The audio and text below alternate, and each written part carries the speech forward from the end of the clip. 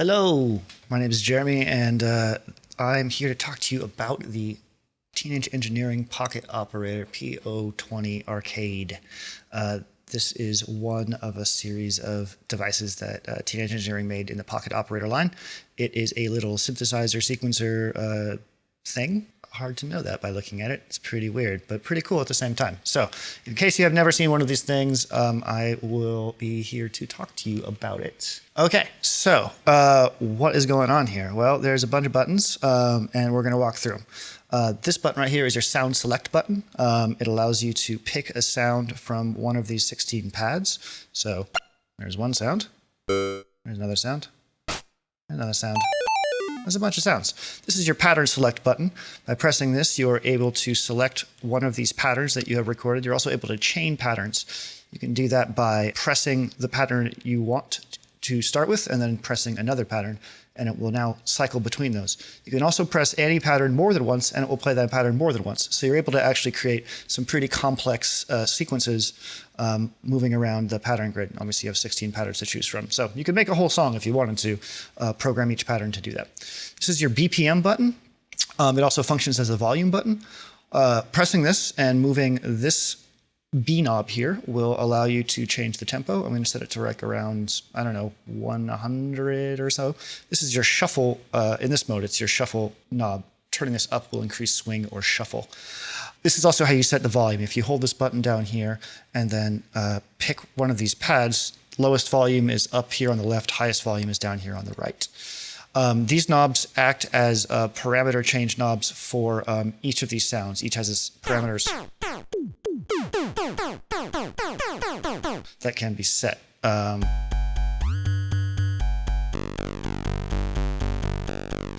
Some of them are pitch, some of them are like a timbre thing. It depends on the sound. This button right here, CH, this is for chords. And holding and pressing this button, not only are you allowed to use these knobs to bring in the chords and increase a sort of side chaining effect, a pumping effect, you're also able to set chord progressions by pressing these things in the same way that you would by chaining patterns with the pattern button. There are different chords set to each of these pads, and usually, you know, if you just go down the line here, like 1, 2, 3, 4 on each row, you're going to get a pretty pleasing musical chord progression. And the cool thing about this is that it actually changes the pitch and the way that certain pitch sounds actually are playing back. Like they'll start to adhere to the chords, which is really cool. So we'll get to that bit more. This is your effects button. It works similarly by holding this down and playing these pads. You can affect the overall sound with a bunch of different effects like filters and my favorite right here, which is a little ARP. We will get to this later. Play, record. So now that we kind of know what the buttons do, what do we want to do? Well, we want to record a pattern. So there are two ways to do that. One of them is live play. By holding this button down while this is playing, you can enter notes on here, but we don't have anything to play to. If I hit play, like I can't, there's no metronome or anything like that. So how do I get something? Well, I'm going to pick a drum sound. That's a pretty good metronome.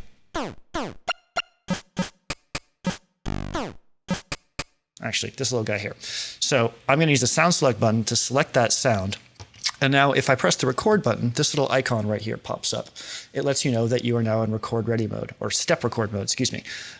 So now this is 16 steps in time. So I'm going to select these steps here, and I've just added that sound that I selected in that mode to these four things. And if I hit play, you'll hear it.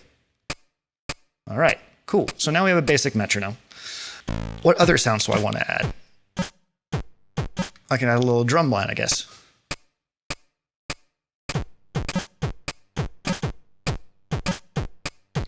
Cool. All right. So now we have something that's starting to build here. I'm going to get my chords ready by hitting the chord button and chaining some chord patterns together. I'm going to go 1, 2, 3, 4. Now, if I hold chord button, now that I have a chord sequence selected, one of these is volume and one of them is like like I said, a pumping, a side chaining effect. So let's bring it in volume.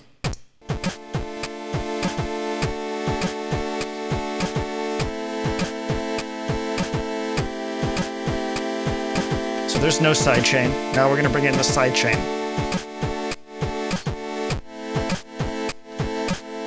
So I already have something that sounds pretty cool. I'm going to bring that down for right now. We don't need the chords. We'll bring them back later.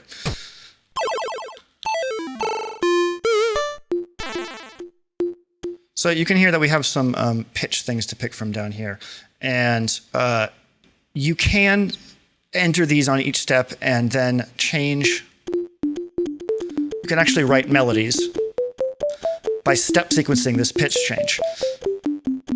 The other thing we could do is kind of blindly record a rhythmic pattern and then automate that pitch if we wanted to. So that's what I'm going to do because I'm lazy.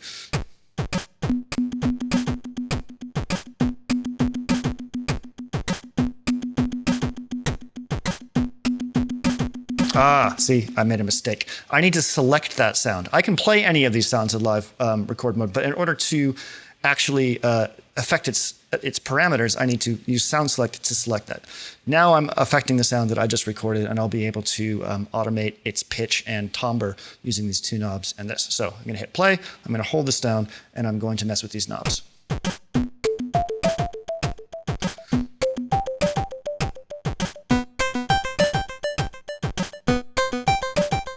Cool, so now I have something slightly melodic. Now I'm going to switch to this sound and do the same thing.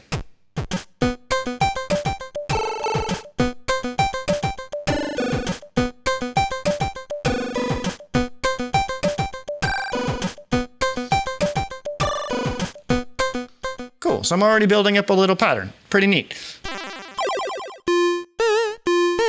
I'm going to do it with this sound now. So select, play.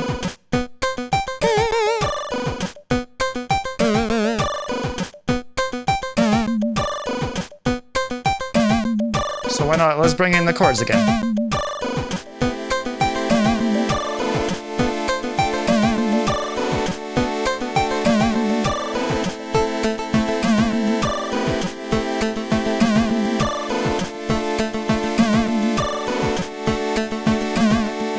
Cool. So you can see with the chords playing in the background and the little melodic sequences going and pitching, then you can actually get some pretty complex, full-sounding things out of this guy, which is kind of surprising considering how tiny and unassuming it is. So let's try the effects now. So by holding this button down and playing these pads, I'll be able to add effects to the whole thing, in which it gives you another like performance aspect to the whole thing. So let's give that a try.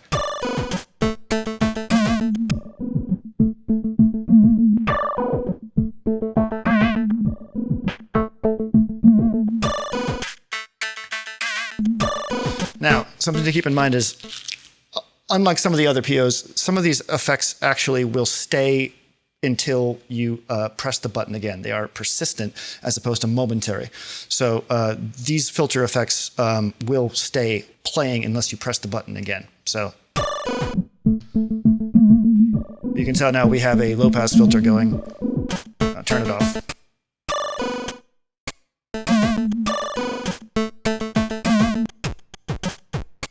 This one's cool because it basically mutes all the melodic stuff, so now you just have your drums.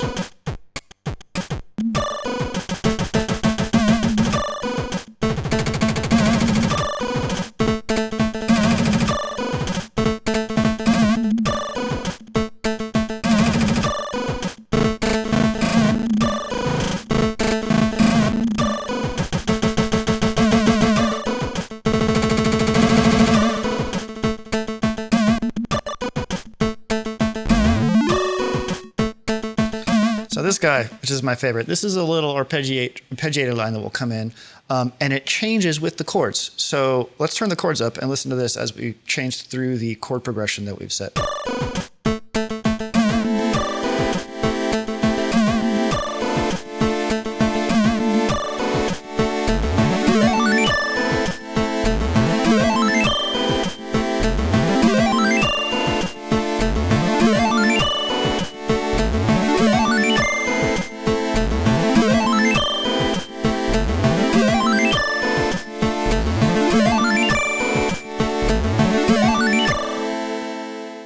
Pretty gosh darn cool. So yeah, that is the basics of the PO-20 Pocket Operator Arcade from Teenage Engineering. This is probably my favorite one out of all of them. If I was going to take one on an airplane, I'd probably take this guy just because with the chords and the melodic and the drums, it does have a really like specific sound. If you're not into like chiptune stuff, maybe it's not your deal, but I feel like I can get a lot done with this guy, and it's fun. It's a fun little guy. I should say guy more often. Anyways, thanks. I hope this was informative, and have fun.